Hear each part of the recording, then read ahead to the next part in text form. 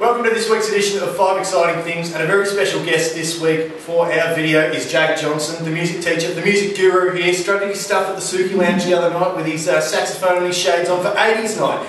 Jake, welcome to 5 Exciting Things. Thanks very much, Dan.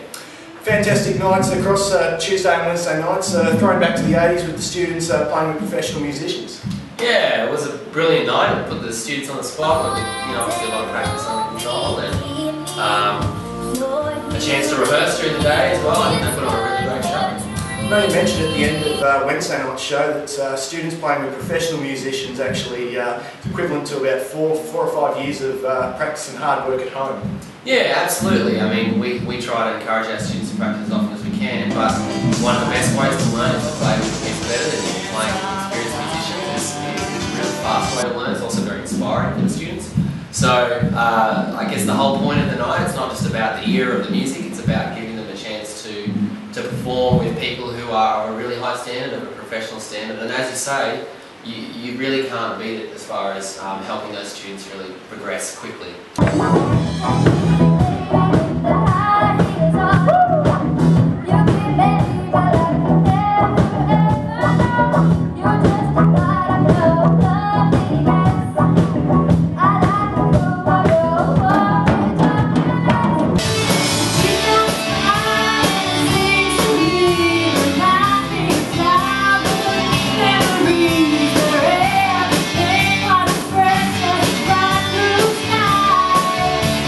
Speaking of beat it, you had Michael Jackson, Guns N' Roses, all the 80s hits and classics. How was the selection process for the music? Well, it wasn't well thought out in that sense. We tried to pick songs that were deliberately tackling the weaknesses of the students. So obviously at first the students are always a bit apprehensive. We try to pick songs that are going to focus on the students' sort of lesser confident areas. Okay? So give them a chance to improve in those sort of weak areas, forcing them to work on their weaknesses as musicians. So they started out really unsure, not so sure about their style. Quite often we're picking songs that are deliberately in a style the students don't usually either listen to or play, to try and challenge them both their understanding of music, but also push their skill level as well. And that's typical of the music program here at Rowville Secondary College?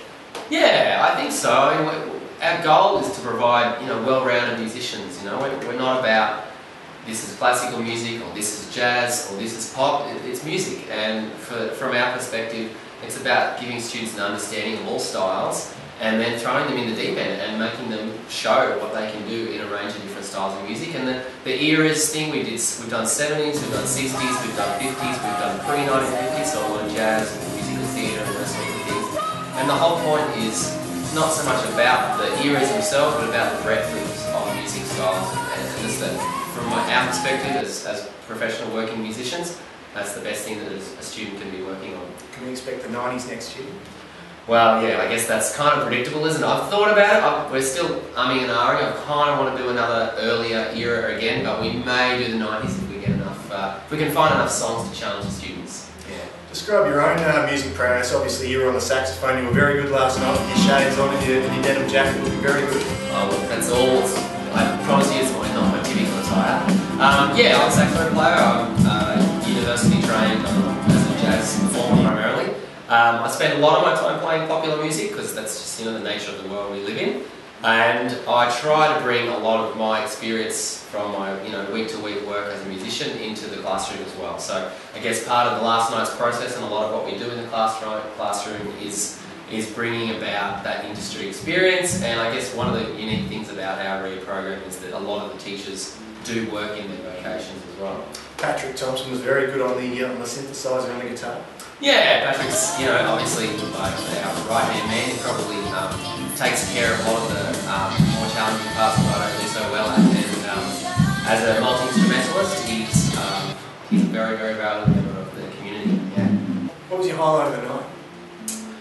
Ooh, that's a big one. Probably, I really loved seeing one of our Year 8 students synthesising it up on Jump. A bit of Van Halen. Yeah, there was something. I wasn't playing on the song. I sat down and I could just sit around just watching all the families with huge smiles on their faces, and some of the parents up and dancing, and just like the student who's typically doesn't show a lot of expression on her face, to see that big grin as she heard the band come in behind her, and it was was a really, you know, it just reminds you of why you teach, basically, moments like that. And all the parents enjoyed it too. Yeah, they had a great time. The parents were up and dancing, and some of the kids were pretty embarrassed by their parents who were clearly reliving the era. Yeah. So yeah, I mean, it was very obvious to see that the parents were having a very, very fun night. And speaking of reliving the era, you look pretty fresh-faced yourself to be celebrating the 80s.